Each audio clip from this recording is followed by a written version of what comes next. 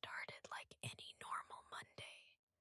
Julia wore her lucky blazer, the one that made her feel like a professional, even though it still smelled faintly like garlic knots from her old pizza job. She had prepped all night for this marketing assistant interview, practiced her answers in the mirror, printed her resume on fancy, slightly overpriced paper. The receptionist led her into a small, overly air-conditioned room with one chair and a table. Nothing else. No plants. No clock. Just vibes. "Mr. Keene will be right with you," the receptionist whispered, then promptly disappeared like a ghost with a day job. Julia sat, waited, breathed. Then the door creaked open. A man entered, tall and thin, with a mustache that looked like it had been glued on during a school play. "You must be Jelena." "Julia," she corrected, smiling politely. "Of course," he said, sitting down. "I'm Mr. Keene. Let's get started." He pulled out a banana, not a folder. A banana, peeled it halfway, took a bite, chewed. Julia blinked. "So," he said between bites, "describe a time you overcame adversity using only interpretive dance." "What?" Julia asked. "Go ahead," he nodded, waving the banana like a wand. "Is this part of the interview?" "Everything's part of the interview," he said seriously.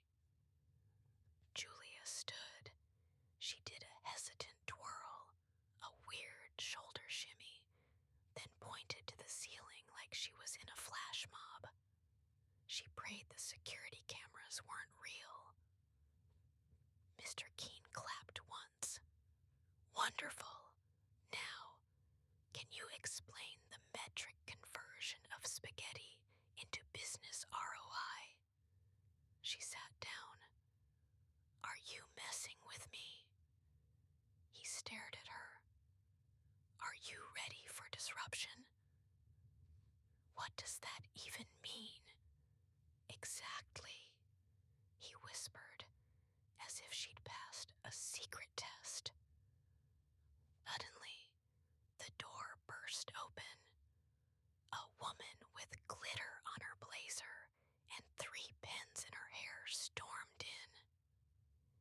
"You're interviewing without me, Gary." Mr. Keene, or Gary apparently, stood up.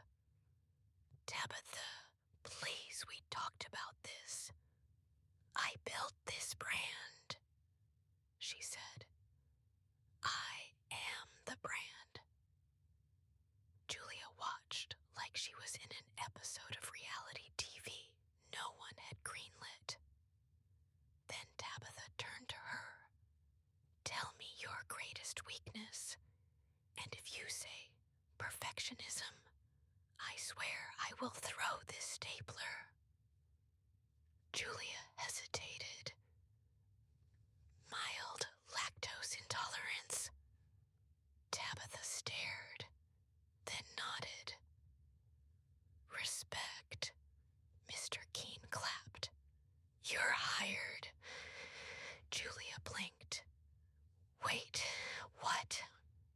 Tabitha handed her a company mug. "Welcome to Sprocket Vision. We sell novelty doorbells.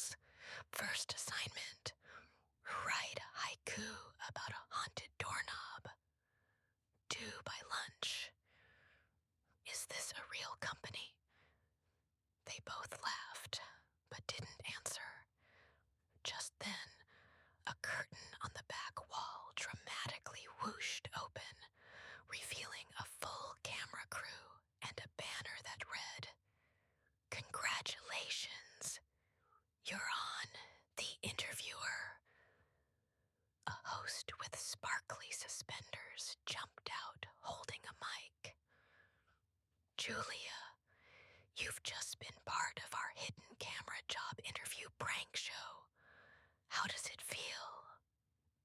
Julia stared. Wait, this isn't a real company. Tabitha grinned. Nope, but your answers in dancing was incredible. Mr. Keene peeled off his fake mustache. I'm actually Gary from accounting, but you can call me Sensei Mustache. The host winked. You win a gift card to Olive Garden, a pair of fuzzy socks, and a free LinkedIn premium trial. Julia burst out laughing. Honestly, I needed this. And when she got home, she found an email in her inbox. We loved your vibe. Let's talk about a real position. Turns out, they actually were hiring, and she still uses the mug every day. Thank you for watching. Please like, subscribe,